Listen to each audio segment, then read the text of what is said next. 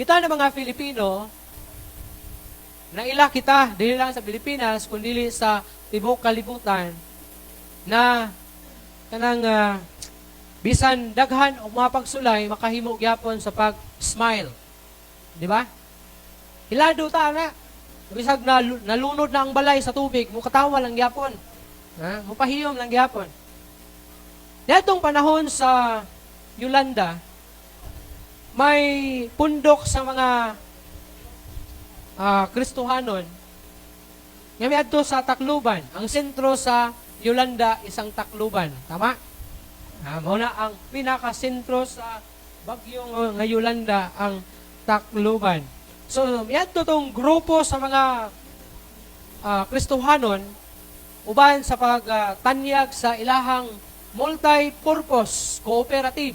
Multi ba na o multi-purpose? Nga ICC. Amot lang kung sa meaning sa ICC. Basta kay community at kuha na siya, multi-purpose nga ilang gipahigayon. So, samtang nagasuroy sila dito sa usa ka community, sa usa ka dapit sa Tacloban, may nakita silang bata nga babae nga nag-smile, mapahiyumon, smile, and they found out na kini nga bata usa ka autism. Kailan siguro mag-autism nga bata siguro nga tao. And then ang mama adunay usa ka negosyo nga diin sari-sari store o uban na mga vegetables and mga spices nga gibaligya niya.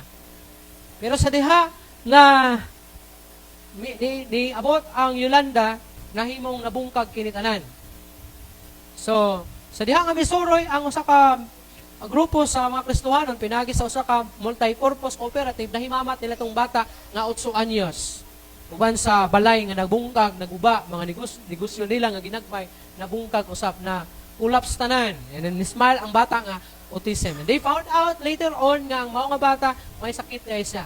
Usa ka survival nga bata.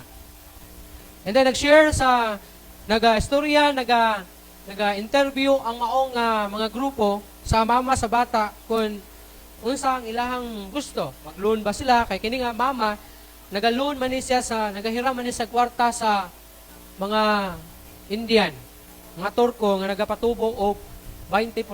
Isa may naga-Turko diri gahiram og Turko. Kasi ati tata.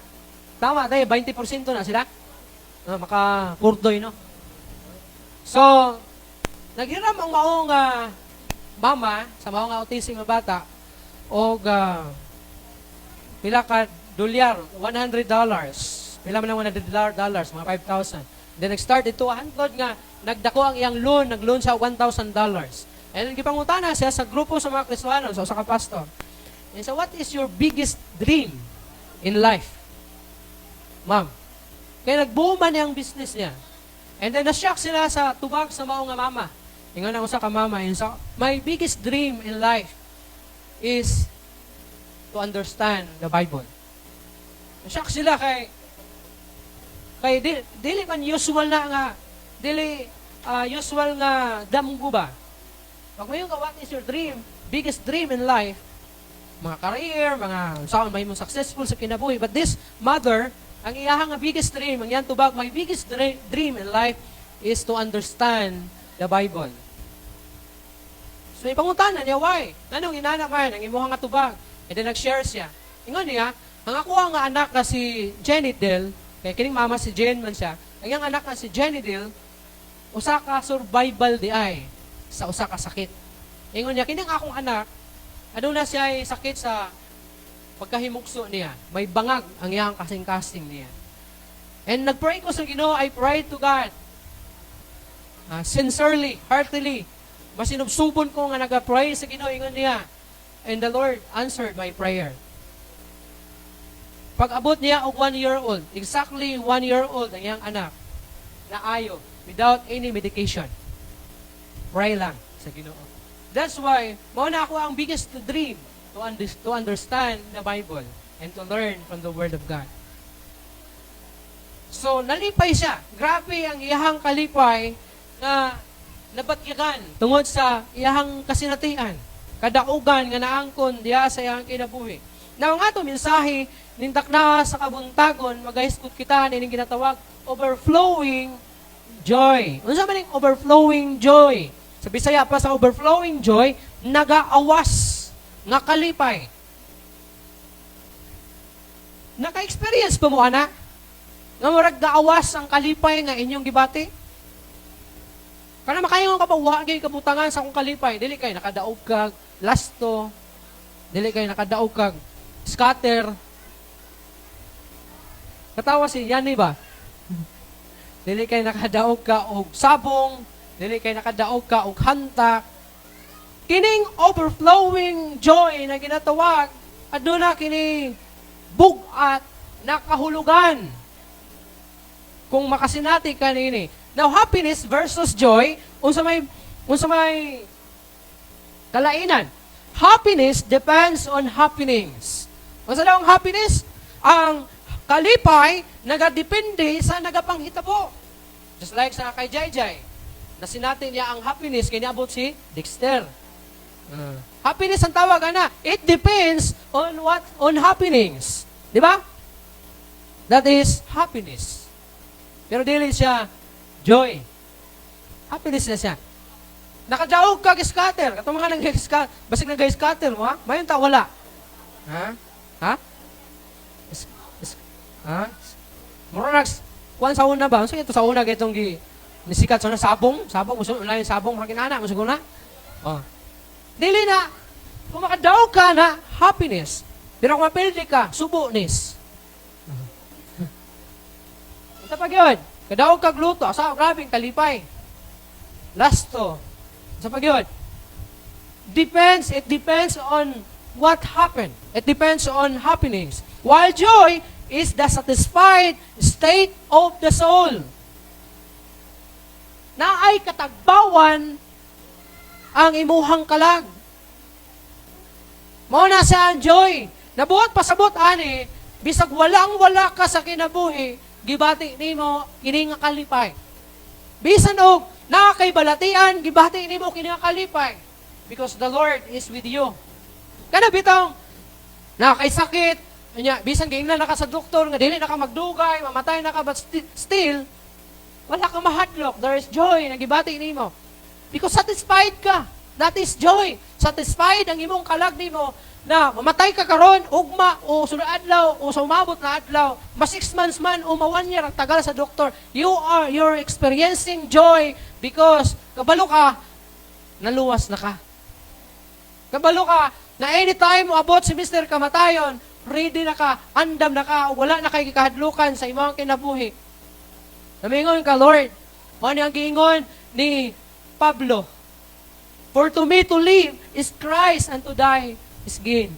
So mauna ambot pasabot na kining kalipay sa katagbawan, angkon nimo kinakalipay tungod sa katagbawan diha sa sulod nimo. Nabisan wala kay bugas, malipayon ka because you know, na kay Ginoo ug nakabalo ka na dili ka pasagdan sa Ginoo. Wala kay kwarta, na kay sakit, pero na kay kalipay sulod sa imo because kabalo ka na dili ka pasagdan sa Ginoo. Mao na ang joy. Layo ra kaayo compare sa happiness.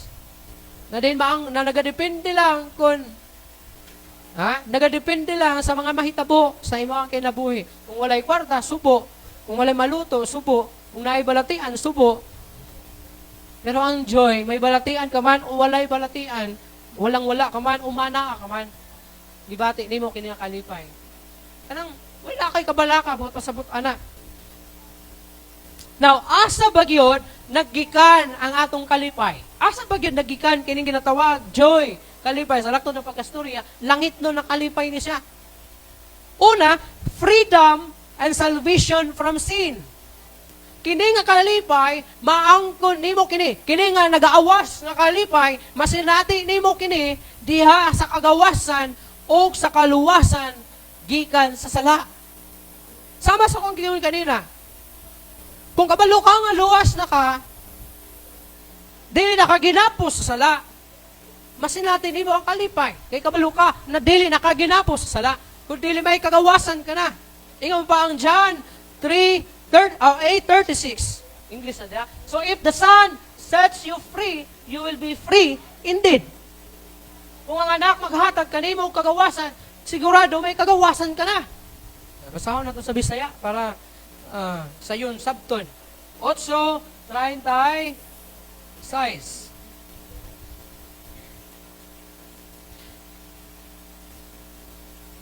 Matod pa diri sa 38, busa, kung ang anak maghimo kaninyong gawas nun, mahimo gayod kamong gawas nun. Kung si Jesucristo daw, muingon kanimo nga ikaw, aduna na'y kagawasan, sigurado, may kagawasan ka na. And kabalo ka, na muna ang kalipay nato. May kagawasan kita, gikan sa sala. May kaluwasan kita, gikan usab sa sala. Na anytime, nga mubiya kita ning kinabuhi muatubang kita sa hukmanan sa Ginoo. Confident ta nga mubarog sa tubangan sa Ginoo, proud ta nga muatubang sa hukmanan sa Ginoo. Tungod kay kabalo ka na gawas nun ka na gikan sa gapos sa sala. Di ba naikanta na? O kagawasan sa sala. Kana nga atong kalipay na may kagawasan kita sa sala. But it does not mean that we can do anything we want. Bisan og may kagawasan ka na diha sa sala, dilibot pasabot na pwede na nimo buhaton ang gusto nimo buhaton. Ginoo nagpasabot kini nga ikaw nakabaton og kagawasan og makasinati sa kabubuton sa Ginoo og sa iyahang saad nganhi kanato. Unsa man ang kabubuton sa Ginoo? Unsa man ang saad kanato? Ang kabubuton sa Ginoo, makita maluwas. Mao na iyang saad na kung kita mamatay o kita maabtan sa iyang pagbalik, kita muuban nga na kaniya. This is the biggest or the greatest need sa tao. Sa diha nga miatubang si Duterte, si Digong, si former President Rodrigo Duterte sa Kongreso. Isa sa ilahang naa sa Quadcom chairman is si Abante. Kailangan mong Abante siguro. Sa Abante nagingon na gipanggiingnan niya si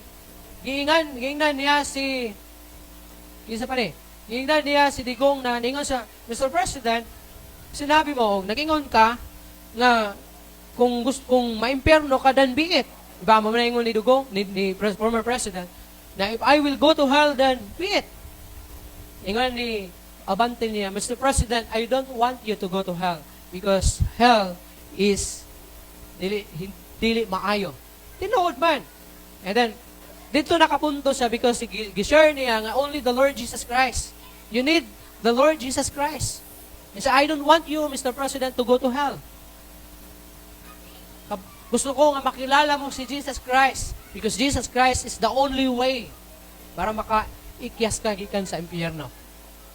Ingon niya, dili maayo ang impyerno. Dili nindot sa impyerno. Ingon ni Abante kay former President. Now, kung si Mr. President, okay lang sa iya, impyerno, but all in all, bisan ka itong mga gingon nato na mga nakahimo og mga heinous crime, they don't want to go to hell. Siguro, komedya lang ni Mr. President na kung maimpyerno ko, then be it. Pero kung siguro deep inside sa iyang heart, may fear siya nga, dili ko gusto maimpyerno. Siguro, tungod lang kay may ano siya, inana siya manulti, pasing gisulti lang niya, then kung gusto, kung maimpyerno ko, then be it. Pero, posible, sa iyang sulod sa iyang heart niya, may kahadlok siya sa impyerno because hell is not a joke. Ang impyerno, dili komedya. Dili ka kumidyahan, kaya ang impyerno, sa kadapit na hilabihan, kainit. Sumuna ako ang nasabtan, o ako ang conclusion is, siguro, kinatibok ang tao sa tibuok kalibutan, pila lang ka% na okay lang may impyerno, but all in all, they want to go to heaven. They don't want to go to hell. Because this is the greatest need of humanity. Salvation is the greatest need of humanity. Mauni ang pinaka kinahanglanon sa tao. And masinati lang nimo ni kung ikaw makaila kang Jesucristo. Kung mailhan nimo si Jesucristo, then masinati nimo ang kining ginatawag nagaawas, nakalipay diha sa imong kinabuhi. Ikaduha, the goodness of God. Next Sunday, mag-celebrate ta sa tuwang ika-26 church anniversary and Thanksgiving. Kung saan ba nimo pag-celebrate? Some of you or most of you, wala man gyud nagsugod diri og naabtan diri og 26 na tuig na. Ha? Pero nag-start kini nga church is 26 years ago. O wala ako masayo, 26, 27. Kaya akong unahunang pro 27 naman siguro kay kuan gon. Kanang 1997 man diri, di ba? Nag-start ang kuan diri relocation. Di ba pag-relocate diri 1997. 98. So gi-relocate ang simbahan diri is 98. So, ila 26 o 26. So ika 26 years pero may year ta na wala na to na celebrate katong pandemic. Wala ta naka-celebrate og isa ka tuig pero in all is 26. So nag-celebrate ta og ika 26 years karon na tuig o karon Domingo nato sa ulugan. Na unsa bay kahulugan? Unsa bay nganong gitawag man kining Thanksgiving? Nabay magpasalamat sa Ginoo nga gasubo? Na ba? Pag moingon tag Thanksgiving, pagpasalamat. So ang pinaka sentro sa pagpasalamat is tungod sa kamaayo sa Ginoo. Tama? The center of Thanksgiving is the goodness of God.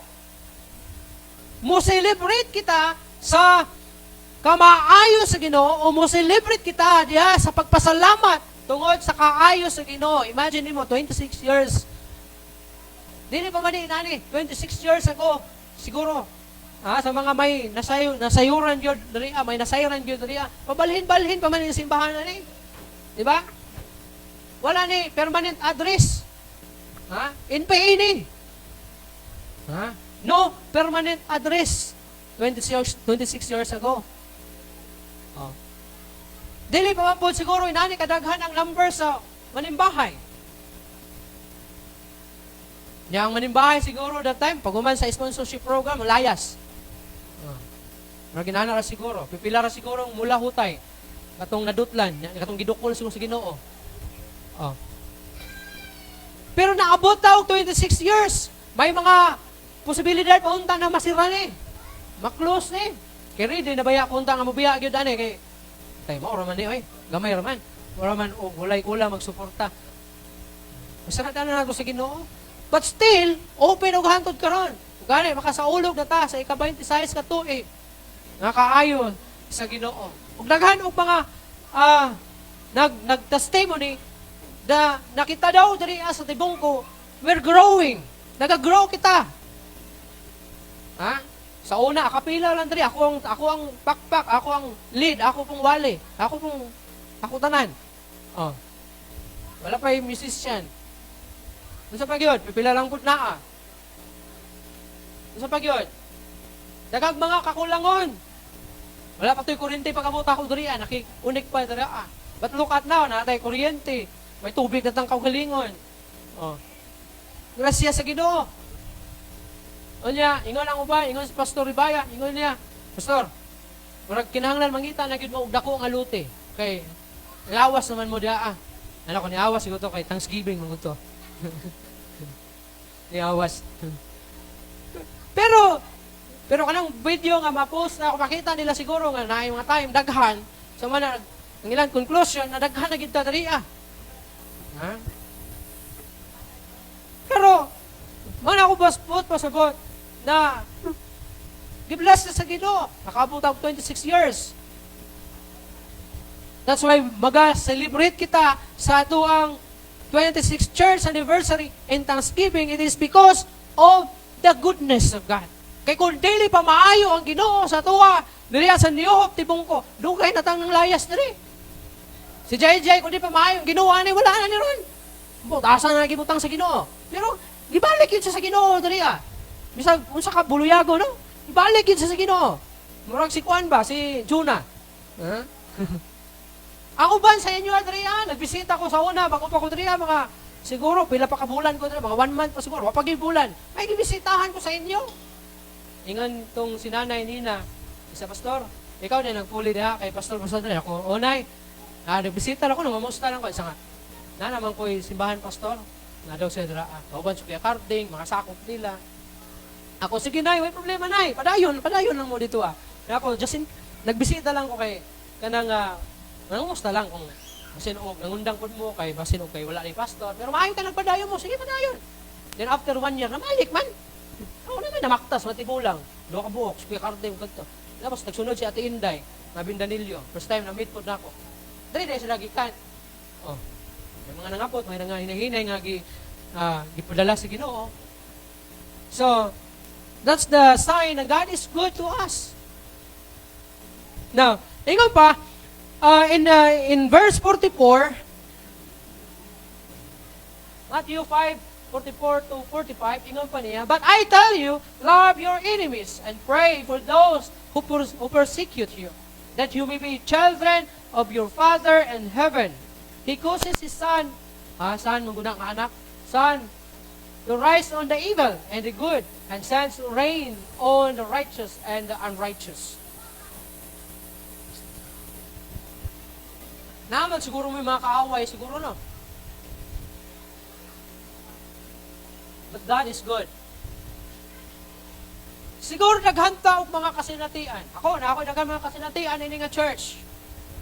Bago pa ko diri Na mga persecutions na sinati nato diri and even me personally. But God is good. O pa niya gingon, pray. Oh, but I tell you, love your enemies. Love your enemy. Because God is good. Ingon niya, He causes His Son to rise on the evil and the good. God is good. So, mo na nga, nagasaulog, mo na nga nakasinati kita, o kining ginatawag, overflowing joy. Ingon pa, remember the good things God has done for us in the past.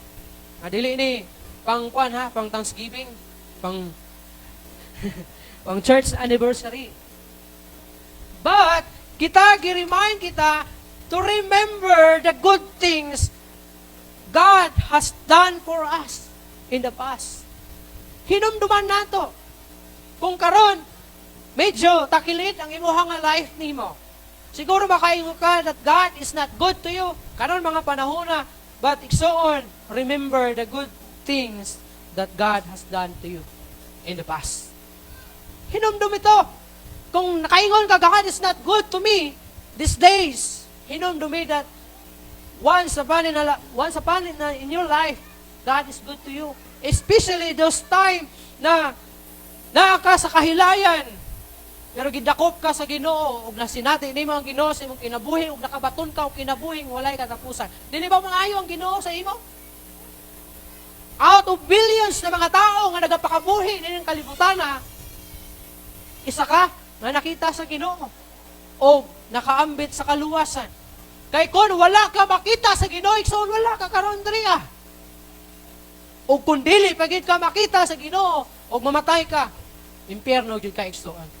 But salamat sa Ginoo kay out of billions, isa ka nga nakaila kang Hesukristo, ingon nga imuhang Ginoo o personal nga manluluwas. Sumuna ang grabe o dako nga kalipay nga imong naangkon, and they are ingon pa diri, and they are enough to fill us with joy. Katong kaayo sa Ginoo sa tuwa in the past. Siguro never si imong kinabuhi nga nagkamang na siguro ka sa yuta. Naba diri Wala man siguro. Ka-experience ka o balatian, that's normal.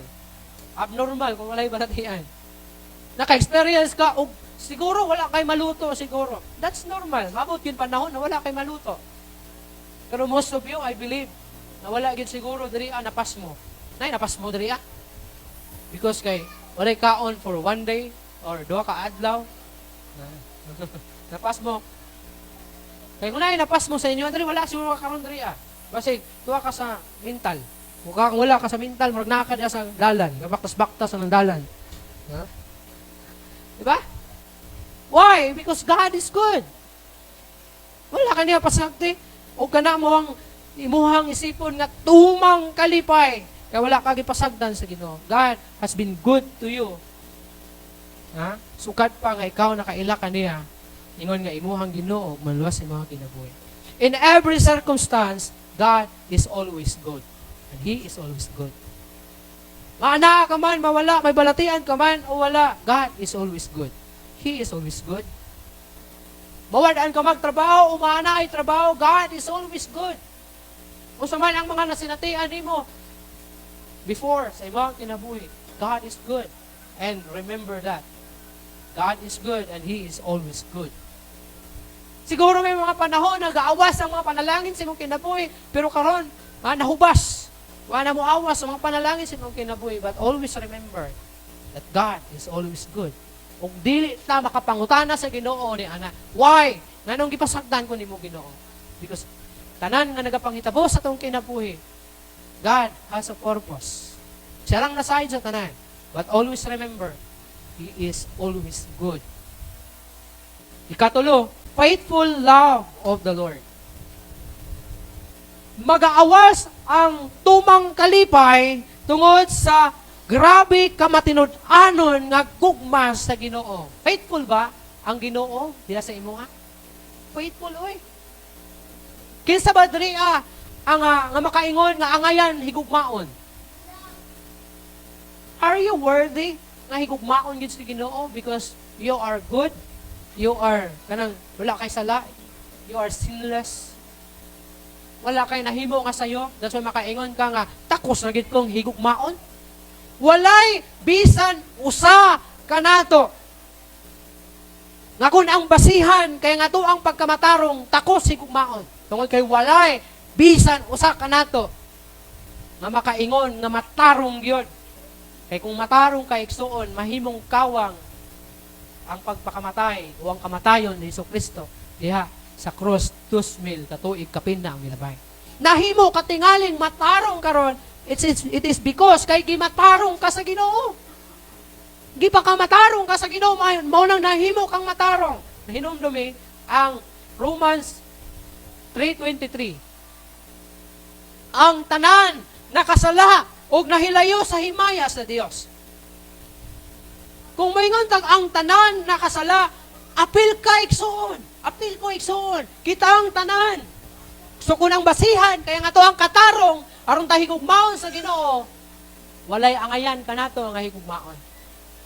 Pero gihigugma ta sa Ginoo og dili lang kay nahigugma siya nga basta-basta. Kun dili He is faithfully loves us. Gihigugma kita sa Ginoo. Grabe ka matinud-anon ang gugma sa Ginoo sa tuwa. Lamentation. Pagbangutan sa Bisaya, Lamentation chapter 3 verse 22 to 23. Because of the Lord's great love, we are not consumed. Saan daw nato sa Bisaya? Mas lami mo to Bisayaon kay masabtan yung tarong. Lamentation. Pagbangutan, Kapitulo 3, versikulo 22, ngadto na sa 23, ang pulong sa Ginoo, nagingon, ang gugmang walay paglubad sa Ginoo, dili gayud mo hunong, ang iyang kaluoy, dili gayud matapos, bag-o kini, matagbuntag, dako, ang imong pagkamatinumanon. Kinsa may nagsultian si Propeta Jeremiah. Kailan mong Propeta Jeremiah? Si Prophet Jeremiah, gitawag kini og the weeping prophet. Why? Anong gitawag sa the weeping prophet? Because grabe ang persecution sa panahon sa iyang pagpropesiya. Grabe ang kasakit na iyang nasinati. O ganay mingon siya, nga wala na gani sa masayod, unsa ang kalipay. Wala na niya masinati kung unsa ang kalipay.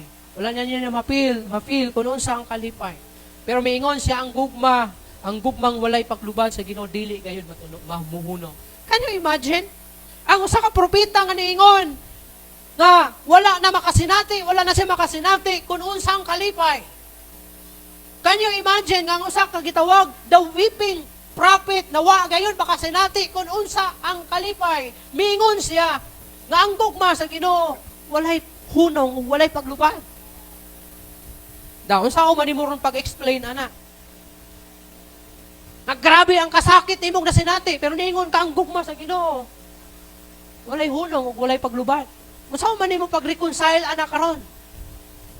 Nga kung sa tawhanon nato nga panabot, makaingon man ta nga ang gugma sa Ginoo, ang iyang kaluoy, o ang iyang gugma dili mo hunong, dili mo lubad. Kay lagi nakasinati ta og mga panalangin. maayo taglawas, walay sakit na itong mga anak, wala tay sakit mismo, dagag sulod na itong ref, dagag sulod na itong kaban sa bugas, naghatag kwarta siguro sa bangko o sa kaban, o asa ba nimong ibutangan nimong parta nimo.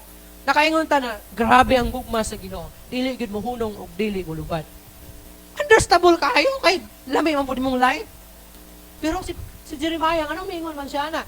He is the weeping prophet. Gahilak nga propeta, gasubo nga propeta. Tungod sa mga kasakit ngayon na sinato, mingon siya, wala na ko masayod kung unsang kalipay. But niingon siya, ang gugma sa Ginoo walay hunong, dili mo lubad. Makaingon ba kang gihigugma ka sa Ginoo kung daghan kag mga pagsulay? Usually dili gyud. 100% dili jud ka makaingon na God is good kay gisulay ko. Maingon ka na, maayo gyud ang Ginoo kay wala ko'y kwarta. Kisa may nakasulti ana. Yung ka nga, nayon siling, kailaw, amiga, iksuon ba kami nga, musta naman ka? One, praise God, salamat si Ginoo kay napas mo gyud ko. Way kaon. Dili ka makaingon ana.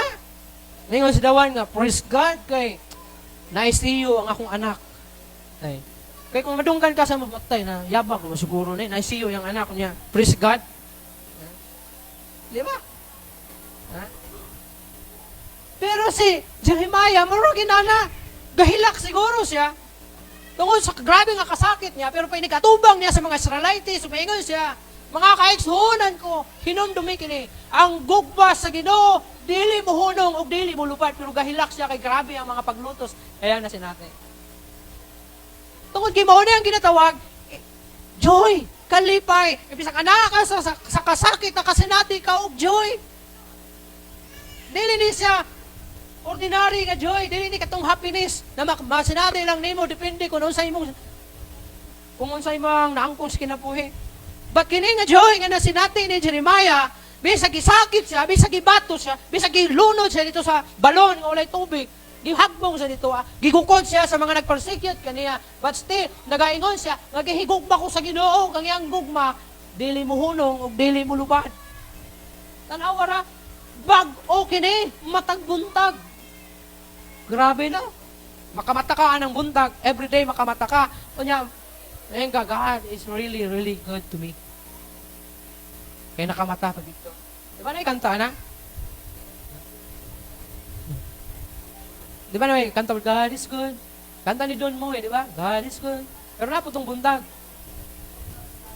God is steadfast. No, ka na. The steadfast love, oh, God is good na kanta. Kay Don Moen man ang duha, di ba? Kay Don Moen. Oh. Muna pasabot, ana. God is good to us. He gives us a fresh new start each day.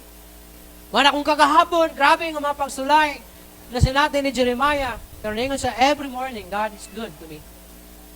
Siguro, makasinati kang mga pagsulay karon. But ugma, dapat maingon ka, God is good to me. Ano naman?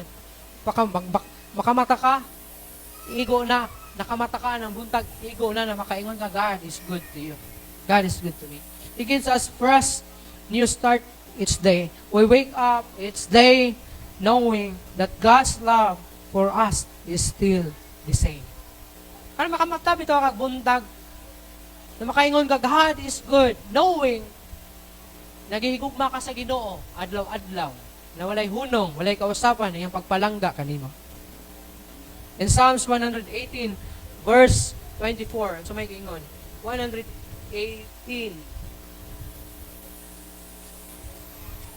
Ingon sa 118, verse 24,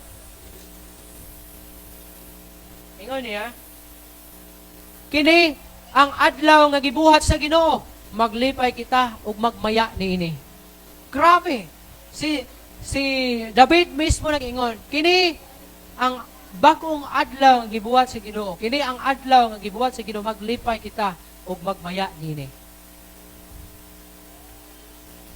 Kanang magsigig. Kanang bitang nabuhi pa ta hatud karon. Ug ba na pod makamata ka. Usa ka dako kaayo unta nga kay kayunan na makaingon ka. Salamat Lord kay gipamata ko nimo. Why? Ang explanation ana. Kanang bitang matulog ka sa tibok gabi. Makatulog ka, and then makamata ka morning na. Kana, mura kag patay, anak. Kaya wala man kayo nasayran. Nabay na to, diri ang naghugas og plato. Huh? Wala ka nasayran. And then wala ganing kakabalo pila ka oras. Di ba ka kung mata imong mata, nabukay imong mata, I mean, magulat ka og 8 ka oras, pero dugay kayo. Pero matulog ka, tay buntag naman di ay. Di ba? Asa man ka lang panahon na? Nagpahulay ng 8 ka oras. Asa ka makaana? So mura ka patay anak kung buot pasabot. Pero gipukaw ka sa Ginoo. Ang uban anak, dili na makamata. Diretso na sa embalsamador. Ha? Because God is good. O nang gipukaw ka, nakamata ka. Huwag ka na, usa ka dako nga, angay nimong pasalamatan sa Ginoo. We can trust in His great love with all our needs. Kana ang pinakalami. Nga masinati gid nato ang nag-aawas ng kalipay kay tungod sa dako niyang gugma o sa iyahang pagtagbo sa tanan natong gikinahanglan. Kitagbo ba ang tanan natong kinahanglan? Kitagbo eh. Kasi ngayon ka nga, wala mo ko tagay sa kinan, pastor. Hindi. Gitagbo actually ang tanan imong gikinahanglan. Kaya mo man lang ang imong gikinahanglan. Kabalo ang Ginoo. Wala na imong gikinahanglan. Wala kag sakyanan, wala mo ko sakyanan, pastor, ingnon ka sa Ginoo. Ano, naday kay lisensya di ay. Ano ba? Ikaw, wala mong ko'y motor, Lord. Ikaw na Ginoo. Ano, kabalo na ikaw mo motor di ay. But, God is good. We provide all our needs din kinabuhian.